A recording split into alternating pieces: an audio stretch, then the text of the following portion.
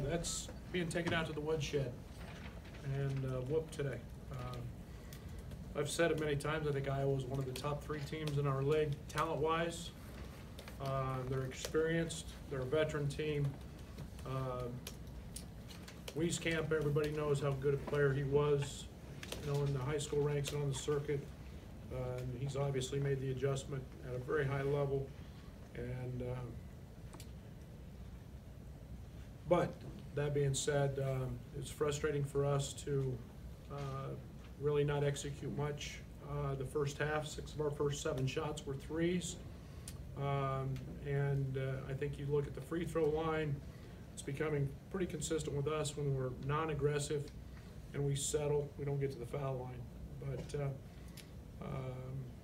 again, give Iowa all the credit.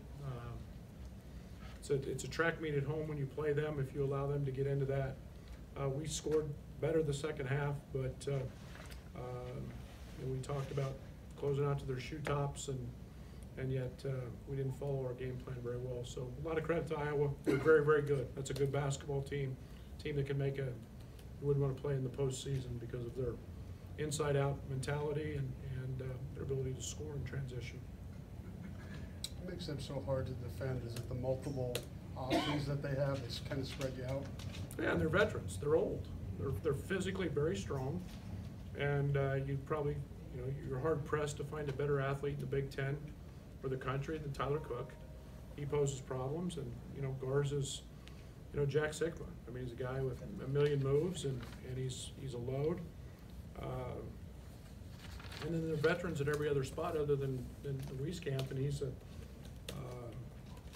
and he's an elite shooter. I went out just to watch him shoot in warm-ups. I never go out to watch pregame warm-ups. His balls don't hit the rim. So, but they play fast, and they're very, very capable of having nights like they did tonight. And unfortunately, we took the brunt into that. I mean, Iowa did its part, making the shots, but a lot of them they got were open. What maybe defensively didn't?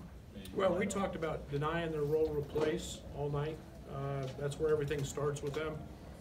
Iowa's tremendous in the middle third of the floor of making post entries and getting the ball to Garza. And a lot of those come from Bohannon. A lot of them come from Cook. And when you don't handle the middle third of the floor, that means you support from the corners.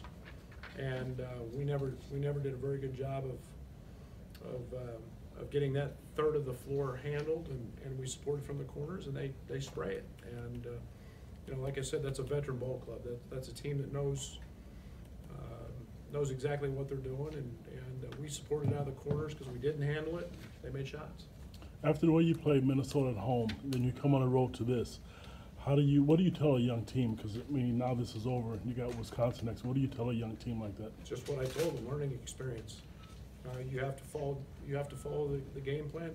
First play of the game was the same play that we ran against Minnesota, and we ran at about half the speed. And it's attention to detail. It's in most games on the road, it's 5 possessions. I try to find 5 possessions to make up for the home court advantage. And tonight it was obviously more than that, but it's about being tough and it's about executing. And the first half was as bad as we've executed in some time. Coach, a year ago they won 4-14 in the Big Ten. Now they're playing like they are now. Does that give you hope in terms of quick turnaround for you guys? Well, that's what experience does. I was a part of a team when I was an assistant coach at Western Illinois that won 6 games one year. Next year we won 20. You put tremendous value, and then you throw a NBA prospect and Tyler Cook and Wieskamp. I mean, that kid's gonna make a lot of money someday. Those guys are that's a veteran ball team, and they have depth and they have size, and so I hope we grow like that. Absolutely. Right. Why did you go watch Wieskamp? Why did you feel like you needed to go? I just heard what a terrific shooter he was. I'm fascinated with guys who can make baskets. I sat out there and watched him at the free throw line hit jump shots, hit 19 in a row, and I don't think any of them hit the rim. And I said, I'm going to make myself sick because he's on the opposing team, and I'll go to the locker room again. So, No, he's elite. I knew he was an elite shooter. That was his reputation. And most guys usually, when you shoot it at that level, have a routine, and he did. What other adjustments did you try to make to slow them down, or was it just their night from beyond the arc? It was their night. I mean, it was, you know, we tried doubling the ball screen a little bit to you know, force a little higher pass or a different pass. You know, they got it going, and it's momentum's a wonderful thing when you have it. And you know, when one guy sees the ball go in or a teammate make him, they have a tendency to all go in. But you know, then we broke down. We had a couple silly helps on McCaffrey that, you know, left guys wide open, and that's you can't make those mistakes. Coach, on the positive side for you guys, 17 offensive rebounds, 13 second chance points. Add that to the solid rebound performance you had in Minnesota last week. You still happy with the trend overall with this team, minus today? Yeah, I'm really happy with Georgie. I mean, that's back-to-back games of having 6 offensive rebounds a game. Georgie fights, man. I mean, he had a really poor first half by his standard, and mine. I mean, I'm to the point where I'm treating him like a seasoned veteran. And he has 4 turnovers at half. I'm going to let him know.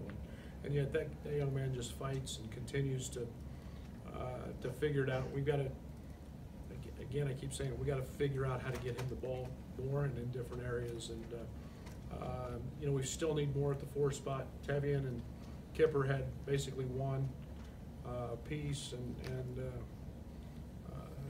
you know, Aaron had one, and that's been, we got to get some help for him. But yeah, 17 is a good number. It also means you're missing a lot of shots. Is it just as simple as inconsistent youth that, you know, you nearly score 100 the other day and you're bogged down again with shot clock violations and settling for threes in the first half? I'd like to think so. You know, I think we've shown we can be really good. And then what magnifies things for us is when we struggle at that end, we let it go to the other. And again, I'm not discrediting anything Iowa did. They were terrific tonight, and the much better team tonight. But we've got to be able to withstand that, and that's toughness, that's experience, that's discipline, and it's attention to detail. And I think our guys to the man will tell you that we didn't follow the scouting report very well.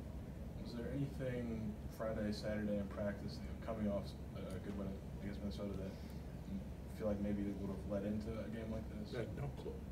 I thought we talked a lot about handling. You know, we had a tough travel day. We were never in this gym.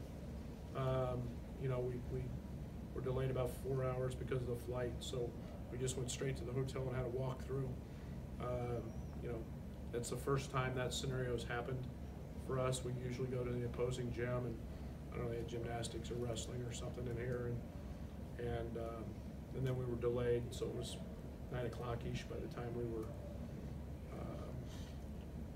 you know, got done and had scouting report there. But that's the only thing that's different. I had no idea in practice that we would see those. Thank you.